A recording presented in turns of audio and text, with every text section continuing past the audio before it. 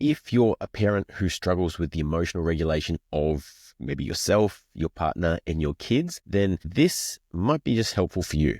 But first of all, I'm not a parenting expert. I'm just a guy who's coached about 500 people to help them regulate their nervous system, their emotions, and also look, feel, and perform at their best, right? So they can get better sleep, have better energy, and just live their best life. My name is Harrison Orr, if you haven't seen me before. And this is something that has worked for me and for hundreds of those people that have gone on to have the emotional regulation from themselves and controlling the situation around them so that they don't get caught up in the heightened emotions of other people. And so especially as a father, someone who's trying to be a leader and a role model, the frame that I like to live by is trying to be the lighthouse in the storm. So when my son is losing his mind, when my wife is frustrated or has got, some heightened emotions, me joining that emotional bandwagon as the father, as the masculine figure in this household, doesn't really serve any of us.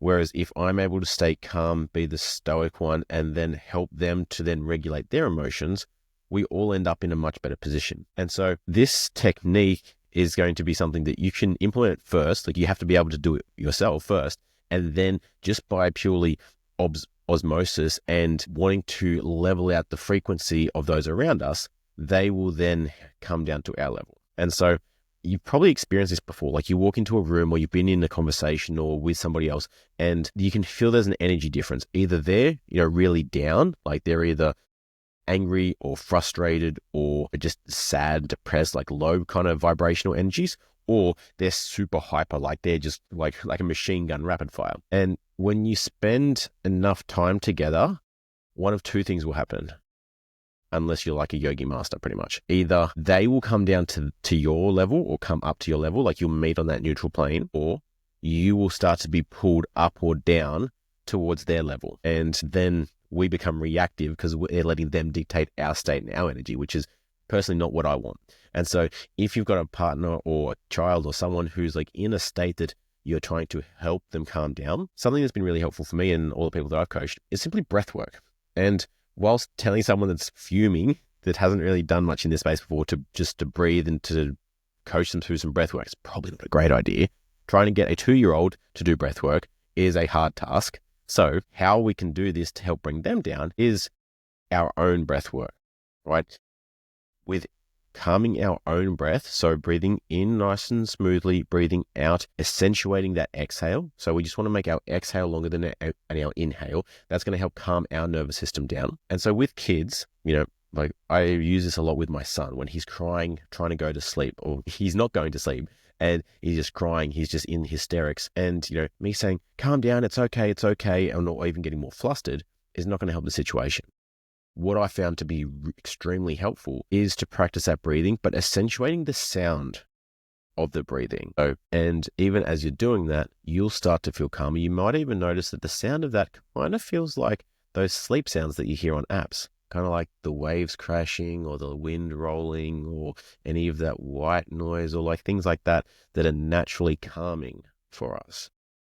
And so with that rhythm of that breath work, eventually they start to match their breathing with that pattern as well. It starts to calm their nervous system down and it starts to help them regulate their emotion. And as they start to calm down, to relax, then you feel calm and then they drift off to sleep. And how you can then use that with a partner is being closer with them.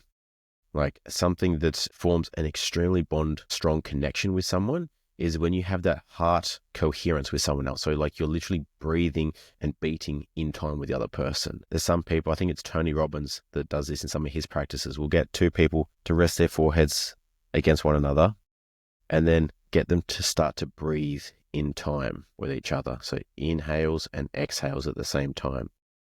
And notice how connected you feel with that person afterwards. And so trying to do that while someone's losing their shit at you is probably not a great idea. Just heads up, that might headbutt you back or something a little bit more drastic. So don't do that.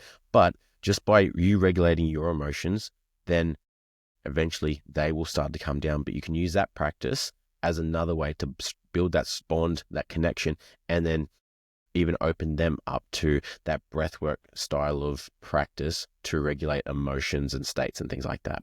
So that's all I've got to say on this front for now. I hope that's been helpful. If it is, hit the follow button on this or drop a comment if you try this. I'd love to hear what you think. See you in the next video.